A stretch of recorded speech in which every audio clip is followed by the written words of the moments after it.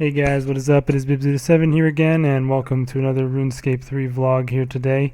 In this video, I'm going to be talking about this week's update as well as the stream that they had earlier today. Sorry this video wasn't out yesterday as usual. I was a little bit busy, but I also kind of almost completely forgot that it was even a Monday because the update was so insignificant this week, and I mean that's kind of expected given we're coming off the back of the 120 farming and herblore, and based on the month ahead that we had, there's really not going to be much this month, although they did reveal something on the stream that I'm pretty happy to hear is coming and is actually going to be in this month as well and was not included in the month ahead. But first of all, for the patches from yesterday, Monday, they didn't really have a whole lot. You can now add noted insects to the ranch out of time, which I guess is good. And then they fixed like a bunch of bugs from the update. They namely mention duplicating vials in some way, and also making potions with ingredients stored in your yak. That was hot fixed pretty quick. They also fixed the bug where your scroll of cleansing wasn't saving 5 Grenwall spikes. It was only saving I believe just 1 at a time, which was obviously bad. And yeah, that's that. They also increased the buy limit of sandstone on the Grand Exchange to 10,000 to make getting the Blessed Flask a little bit less insane for mains, and they also made the Blessed Sand and the Extra Fine Sand tradable. So it's a pretty good money-making method at the moment, I believe, to grind up sandstone with, I think, only a 20 crafting requirement. If you're looking for something low level to make some money like that, I guess that's a good thing to be doing.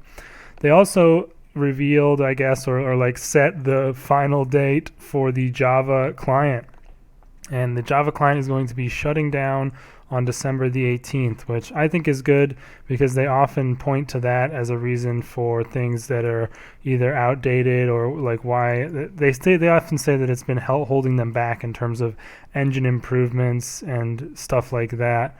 So yeah, I think that's a great thing. I think there's a really small amount of people, like there's already an extremely small amount of people that are using the Java client, but even smaller is the amount of people where they actually can't use the NXT for whatever reason. So yeah, I'm glad to see that, and I know that they're really trying to make sure that they are like it's as easy as possible for people who might need to get help with their NXT to be able to find that somewhere. So I think it's definitely time for this, and I'm glad to see it happening now. And yeah, that's pretty much it as far as like the full patch notes. They fixed another bug for the 120 farming and herblore where the animal buyers were like staying around at the farm long even after you had sold them their animal cap for the day, which was kind of annoying because you weren't sure if you had hit the cap or not, especially because there's the new quick sell method that makes it go a little bit faster. They also made it so that when you visit the ranch, you will have your farming, or not your farming, your base camp tick show up in your chat, which is good because prior to this, your base camp would be getting updated resources, but you wouldn't know about it if you visited the ranch before the base camp, which is obviously not good.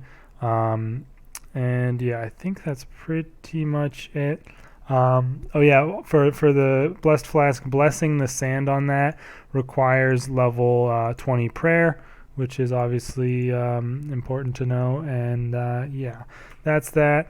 There was apparently a couple bugs with the Yak Track event. Scattering certain ashes was not adding to the progress, and just a bunch of various things that were not being accounted for different tasks have been mostly fixed, although I've seen that there are still some issues on Reddit, so hopefully they get those fixed pretty soon. Other than that, apparently they fixed some bugs with the eat food ability, and honestly, if I were you, I would just never use that ability and just put your food on your bar, because that ability has always been suspicious, and I don't know, I wouldn't trust it. But yeah, apparently it didn't work if you were in Greg mode during challenge mode Gregorovic fights at the end, and also if you were in Rax's cocoon. So yeah, some pretty dangerous places for it to not work. Although actually I don't think the Greg one is that dangerous, but definitely the Rax Cocoon. You don't want to have that be, not be able to eat in there. If you have Premier Club, you should be able to get into the VIP world through world hopping as you'd expect. And I think that is pretty much it. I don't remember any other things that were worth mentioning. Telegrabbing gems, will now put them in the gem bag. Something that they still haven't fixed, which they really should, is if you pick up a clue scroll with a full inventory, but you have the clue bag, it doesn't go into your clue bag, which is kind of annoying. They should fix that. And yeah, that's pretty much it for the patch notes. So like I said, definitely not too much this week, and wouldn't have been a very interesting video if I'd made it yesterday, but thankfully they did do their stream today, which gave me a little bit more to talk about here.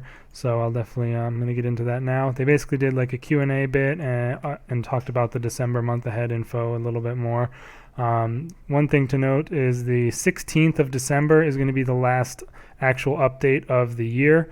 And I don't know if that means that they're not even releasing patch notes on the last 2 Mondays or not. I assume they are, but still, that's what they say. And I mean, December is usually a light month because obviously, I mean, there's holidays. We got Christmas and New Year's, so no surprise to not see a lot in the month ahead. And with what they have now on the plate for December that they didn't mention in the month ahead, I'd say it's honestly probably above average for this month overall, considering how it's usually pretty sparse because of the holidays again.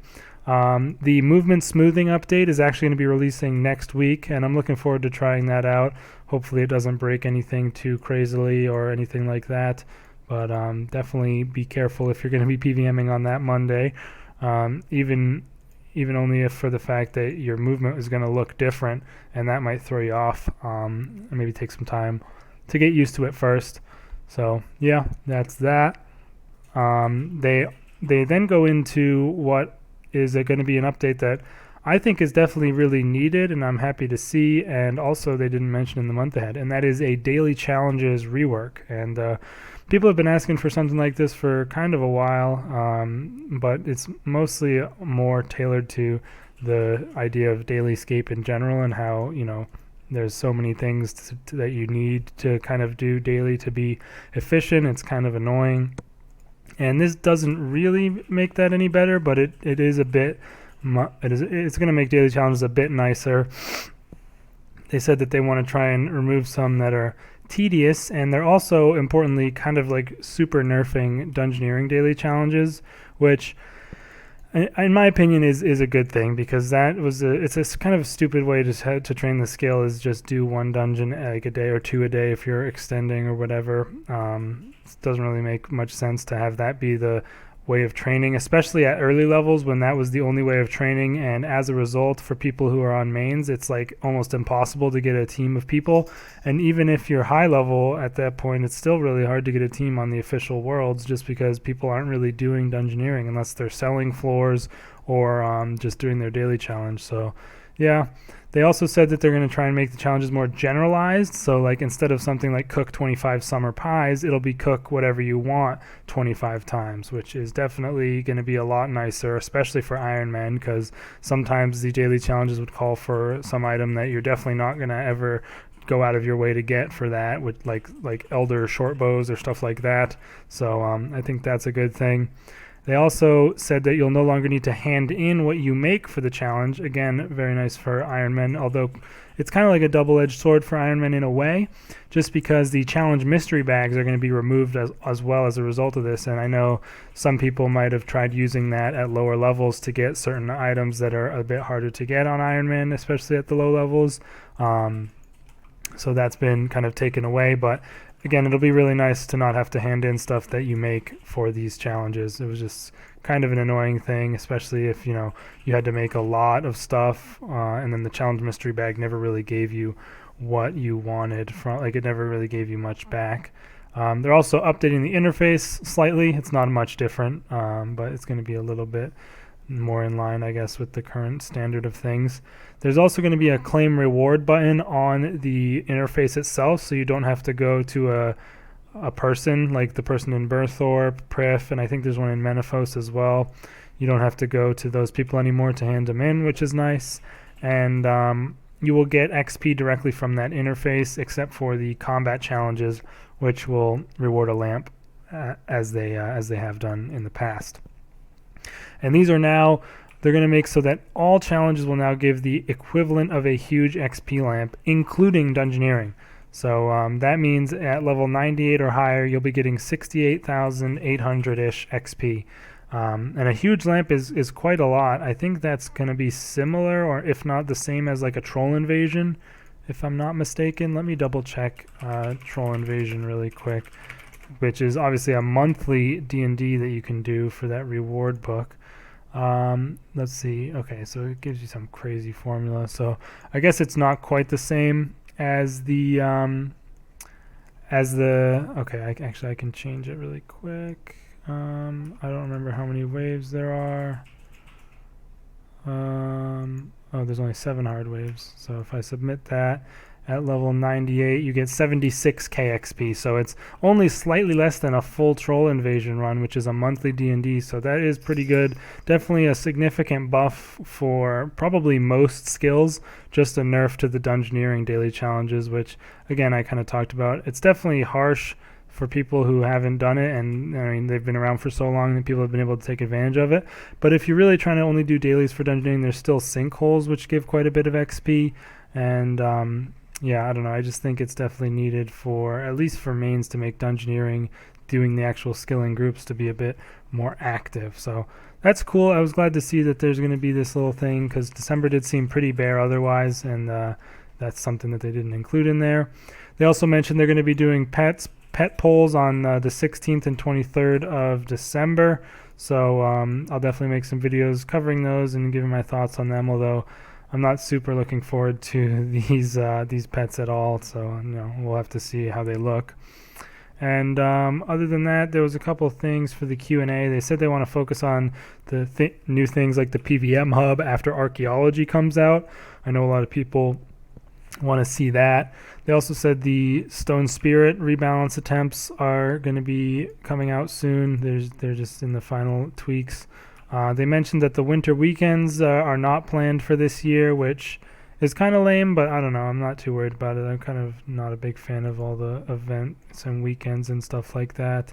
And yeah, not too much really else on there that was worth mentioning for the stream, but yeah, that's pretty much it for the video, you guys. I just wanted to go over all that stuff. Again, my apologies for not getting it out on the normal schedule, but I was glad I was able to cover the items from the stream here as well. I'll definitely be making the normal hardcore episode this weekend if there's nothing else to make a video about during the week, although I think probably tomorrow I can make the video going over all of the perks from the ranch. I think there's only like 2 or 3 that aren't known yet from like the highest level monsters, so I'll definitely make that, and I'll just combine those 2 videos, so I'll have all the perks and also all the produce from the new farm into one video. So you guys can look forward to that to round out my informative series on the new update.